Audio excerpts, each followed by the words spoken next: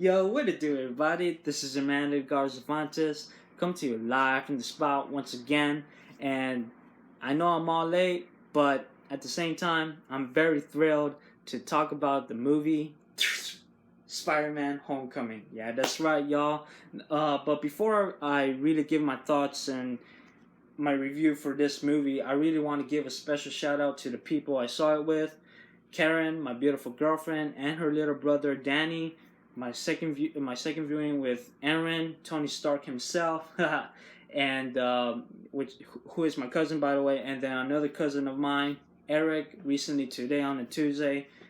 Thanks to all of you guys. I had a blast watching it with all of you lovely people, and I could have been more thankful and just thrilled. So, and I'm really glad that you all enjoyed it and just had fun and a blast with this movie. And that is what Spider-Man Homecoming is all about. Look, I even have a cup of him. I don't know if you all follow me on Instagram or on Twitter, but please follow me at Cervantes93, and you can see that I posted this up not too long ago. But anyway, so look, Tom Holland, first off, let me start off with him. Terrific. Believe in him. I believed in him since in Civil War when he was first announced as Peter Parker / Spider-Man. And my God, this kid, this young actor is just so terrific. And I'm gonna say that he really elevated not just the character but himself as an actor in this movie, and the way he led this movie for such a young kid. You believe in this, and you believe in Peter Parker, and you believe his, heroics, techniques as Spider-Man as well. But remember, at the end of the day, he is just a kid. He is still learning, and he is in high school. And also, I forgot to mention that he is a sophomore, so he's very young. I really cannot wait to see him throughout this whole way in the Marvel Cinematic Universe of phases, to see him grow as this character. And I know it's gonna be a blast. It's gonna be fun to watch, to see that. So shout out to you, Tom Holland. You've done a terrific job since Civil War, and in this film, my God, man, you deserve the praise, man. And I can't believe that you portrayed one of my favorite heroes of all time, Spider-Man, because man, as the audience and fans could relate, this Spider-Man is just so cool. I mean, there is some significant changes in the costume too, which I really didn't mind, per se. But remember, this is a young kid in a different time period that we're in with this character. So I could have been more happier. I was all in smiles. I gotta say the good things about this film, the comedy, timing, and the drama of it too. There's some hits and parts of dramedy here and there. Drama. And when Peter Parker is on his down moments, but also the way he was bullied in some way with his best friend, Ned, aka Josh. Shout out to you, bro. That's you, man. But look, let me just say that his best friend, you believe in the chemistry too. Oh my God, it was so funny.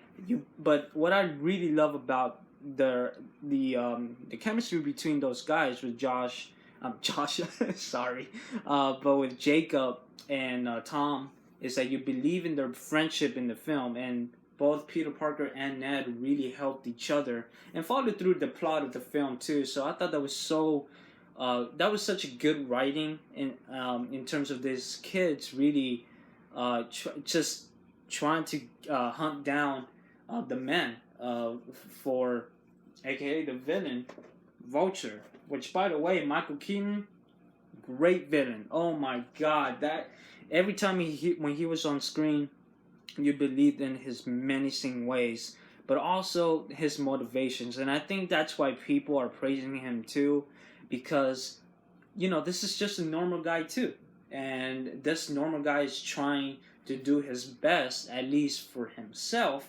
And it's not a spoiler, by the way. This is I forgot to mention that this is a non-spoiler review, so just letting y'all know. But at the same time, Michael Keaton, his character as the Vulture, you believe in his ways and his thoughts as a villain, and you just could relate to him because at the same time, he's just human, just like Peter is. So, props to him for bringing such a great for bringing this character to life, and by seeing the Vulture on screen and his costume, by the way, and his wings, it's so fucking badass. Like seriously, I really admired it, and I could have asked for more. So Michael Keaton, you're a good villain, and I really can't wait to what you do in your further career as well, because my God, you are good in Birdman, you were good as Batman in both Batman films. You were good as Beetlejuice. I mean, come on, man. This guy is another legend too. So I know I keep praising him, but I am a fan of his too. So that's how you know. But look, Happy Hogan's back. Jon Favreau. Glad he is. He stole each moment of the film too. He was also a funny moment. I really liked him, so I'm glad he's back. Marisa Tomei as Aunt May. Not as much in the movie, which is one of the flaws, but because I really wanted to see the chemistry between Peter and her, family wise, a couple more times. But I didn't have a problem with her screening time, so so I couldn't blame.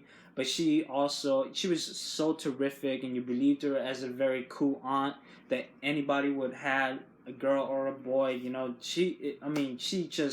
She's a different Aunt May, and I really approve. So yeah, and at the same time, the friends like Zendaya, the girl Liz in the film. I mean, everybody was so terrific. The young actors was terrific. I mean, it's really cool. It's just fun to watch, and from where Peter has go through to his teammates, to Washington D.C. And I know plenty of people saw this in the trailer, but when he went to the Washington Mutual monuments, I forgot the name of it, but the Washington Tower. I know I'm not that smart in the whole history thing, but yeah. But if you saw it, he was climbing up the walls, and I thought that scene was so terrific. There was moments where it reminded me of the old Spider-Man films, the Sam Raimi films, and some moments where it kind of reminded me of when Andrew Garfield was Spider-Man 2. So there were some influences here and there, some very good notches. So shout out to director John Watts, by the way, who directed this beautiful piece of a film, because you believe that this is a John Hughes type of film when Peter is in high school. He even made a reference to a film that people watch. I'm not gonna name it. I'm not gonna spoil it, but he made some really cool '80s references here in the film too. It's a great thing, and I loved it. I just really loved it. So the flaws about this movie, by the way, there were some moments where I think in the third act, there were some moments where it kind of bothered me when it was too dark. Just because you couldn't really see what was really happening, because the action scenes were not as good as the other Spider-Man films were, but at the same time, it wasn't a problem. So I just hope that in the further future they could fix up, Spider-Man's, motives. I mean, the whole Spider-Man moves, whenever he swings, whenever he runs or jumps, or just do his flips and everything. His acrobatic moves, it was terrific. It was all cool, But there were some moments when it was the nighttime, you couldn't really tell at times. It was kind of blurry, and you just couldn't tell.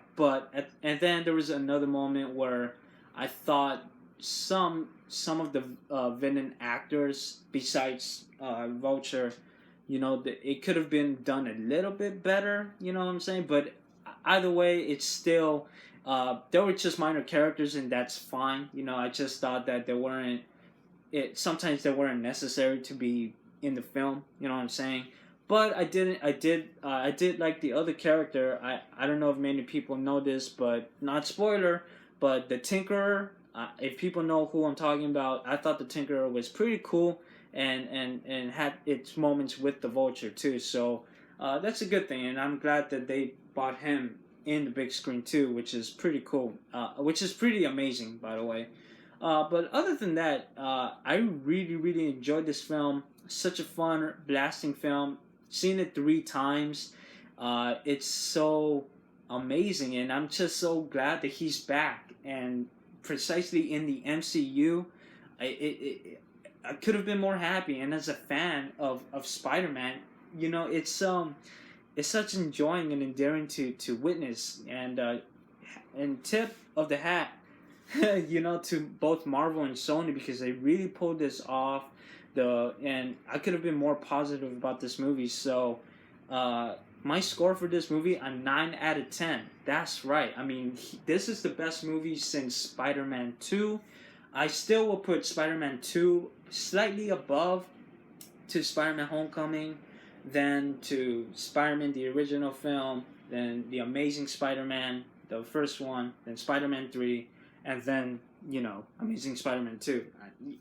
Yeah, Spider-Man 3 was actually better than Amazing Spider-Man 2. But anyway, that's my rank for now. It might change here and there, because, you know, this might be better than Spider-Man 2, and people might say that, which I would.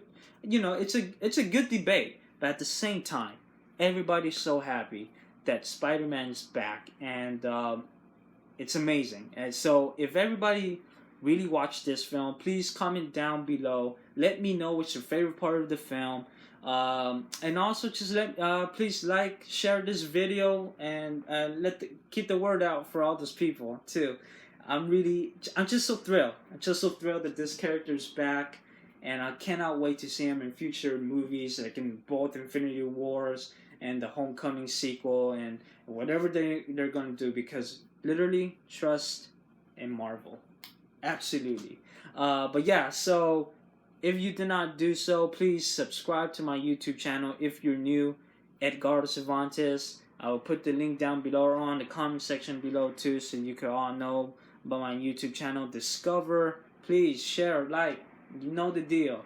And if anything, please follow me, like I said earlier, at Cervantes93, so you could all know what my upcoming projects are. So, enough said with that. Eddy out for now, and I'm gonna swing away. Everybody, I hope you all enjoyed the film too. Thank you so much, and always live your life with positiveness. Take care, y'all. Love. Yeah, I can't believe it. It's so cool. Woo! Oh man.